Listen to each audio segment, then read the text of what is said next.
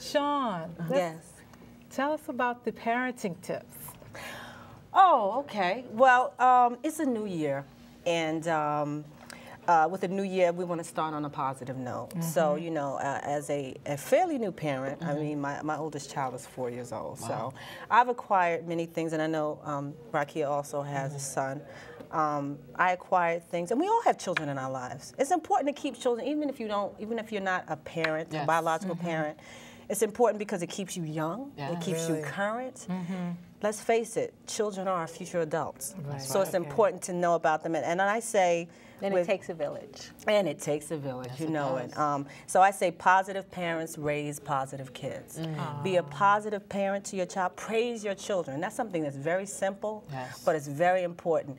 And in our community, we praise our children, maybe not necessarily, you know, in that corny kind of, come on, Johnny, you can do it. But it's okay to do that. And at a very, very little age, it's important that we praise them, that we tell them, hey, I'm so happy that you did that. Because studies have shown that children that are praised are more likely to be independent, to tackle issues on their own. So that way, if you have a 40-year-old son living on your couch, okay, you're wondering what happened.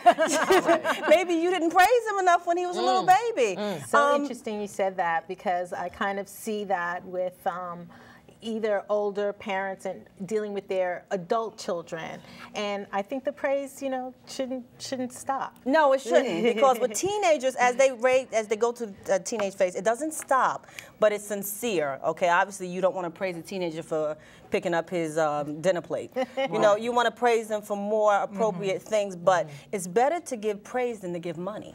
Because then that way they respect what you have to say, and they're not looking for a handout every time they do something good. That's a good, great point. And then lastly, you know, researchers also say, well, don't praise them for their intelligence. I beg to differ.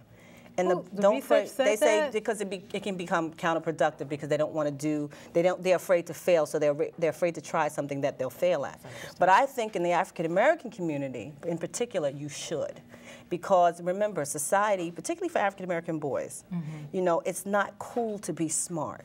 It's not cool to really achieve in school and get A's. You did your thesis on the... Yeah, on the excessive dropout rates of African American male students, high school students. Okay. Yeah, so it was really important to talk about... And you have 2 boys. And I have 2 boys. So I do a lot of praising all the time. It's like, and my son is very outgoing. And when people meet him, they're always talking about how smart he is and this and that. And I say it's germane in every child. Every child has this. It's not so much that he was just born super duper smart.